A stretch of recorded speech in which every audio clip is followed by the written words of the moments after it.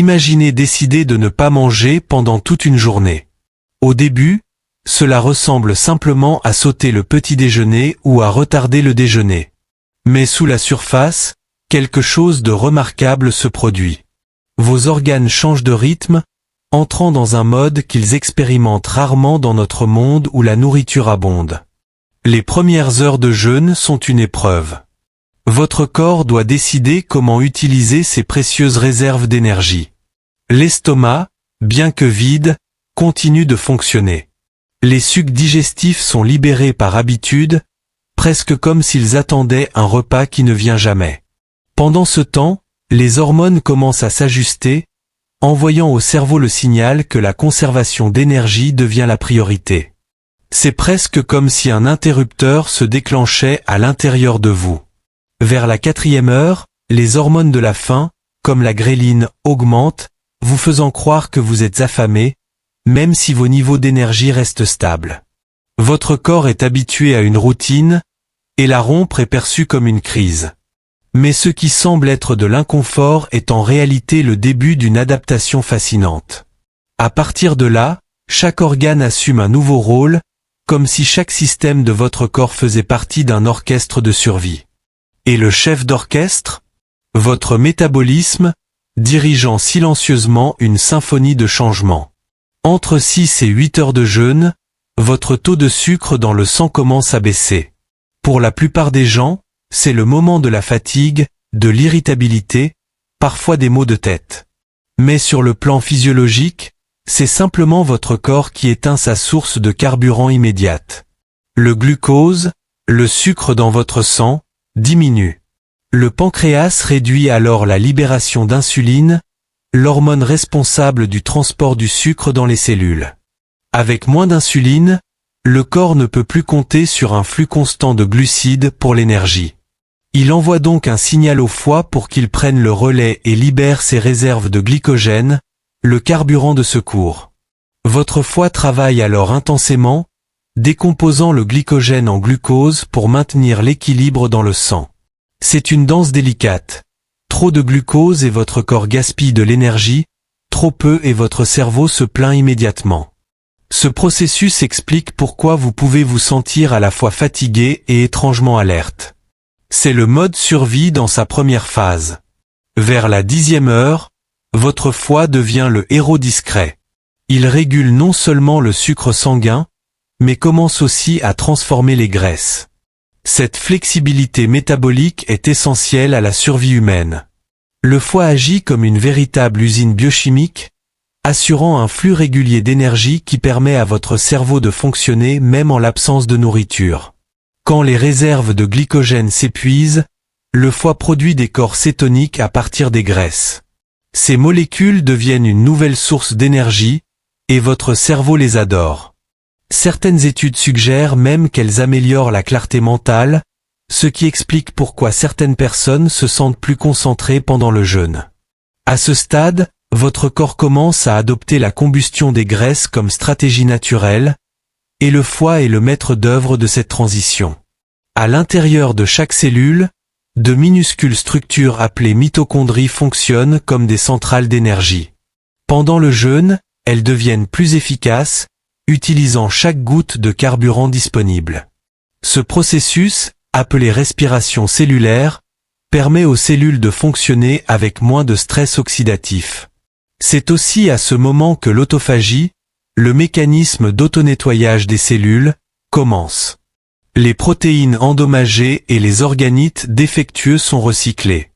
C'est un nettoyage de printemps à l'échelle microscopique. Le jeûne force le corps à arrêter de consommer et à commencer à se réparer. Entre la 12e et la 14e heure, les niveaux d'insuline chutent nettement. Cette baisse ouvre la voie à la combustion des graisses. Les cellules graisseuses libèrent alors de l'énergie dans le sang. C'est pourquoi le jeûne améliore la sensibilité à l'insuline et réduit les risques de diabète de type 2. C'est une sorte de réinitialisation hormonale. Autour de la 15e heure, votre estomac est vide depuis longtemps mais continue de produire des acides et enzymes digestifs. Cela peut causer une sensation de creux, mais ce n'est pas dangereux. Cette période de repos permet à la paroi de l'estomac et aux intestins de se réparer, réduisant parfois l'inflammation digestive. Votre système digestif profite de cette pause pour se régénérer. Vers la 17e heure, vous pouvez vous sentir plus concentré ou au contraire irritable. Votre cerveau s'adapte aux cétones comme nouveau carburant, modifiant vos neurotransmetteurs. Certaines personnes ressentent une clarté mentale, d'autres de l'anxiété ou de la fatigue, selon leur métabolisme. C'est le cerveau qui entre dans un nouveau rythme énergétique. Entre la 18e et la 20e heure, votre corps se tourne massivement vers les réserves de graisse. Les triglycérides sont décomposés en acides gras libres pour alimenter muscles et organes. C'est la véritable phase de combustion des graisses.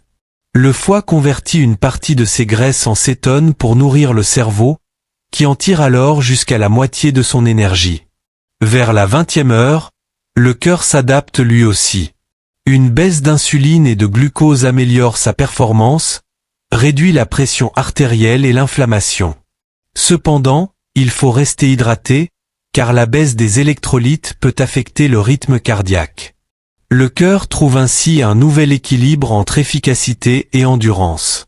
À la 22e heure, l'autophagie atteint son apogée. Les cellules recyclent activement leurs déchets internes, renforçant l'immunité et ralentissant le vieillissement. Ce processus est l'une des raisons pour lesquelles le jeûne est considéré comme un véritable redémarrage biologique. Vers la 23e heure, le microbiome intestinal commence à changer. Certaines bactéries diminuent tandis que d'autres, favorables au jeûne, se développent. Cette diversité microbienne améliore la digestion, l'immunité et même l'humeur. La paroi intestinale se renforce, réduisant le risque de fuite de toxines dans le sang. Après 24 heures, les niveaux d'hormones de croissance peuvent grimper fortement. Cette hormone favorise la réparation des tissus, mobilise les graisses et protège la masse musculaire. Contrairement à ce que l'on croit, un jeûne d'un jour ne provoque pas de perte musculaire significative. Le corps privilégie la graisse comme source d'énergie et préserve les protéines. Atteindre la 24e heure est à la fois un défi et une victoire. Votre corps a pleinement adopté la combustion des graisses, la production de cétones et le nettoyage cellulaire. Il fonctionne comme il le faisait à l'époque où la nourriture n'était pas toujours disponible. Cependant, le jeûne n'est pas fait pour tout le monde. Les personnes souffrant de troubles médicaux doivent consulter un professionnel avant de le pratiquer. Pour les autres, c'est une expérience révélatrice, mais il faut toujours écouter les signaux de son corps. Un jeûne de 24 heures peut être bénéfique, mais il doit s'intégrer dans un mode de vie équilibré, avec une alimentation saine, un bon sommeil et de l'exercice. Ce n'est pas une privation, mais une redécouverte de la flexibilité et de l'intelligence du corps humain.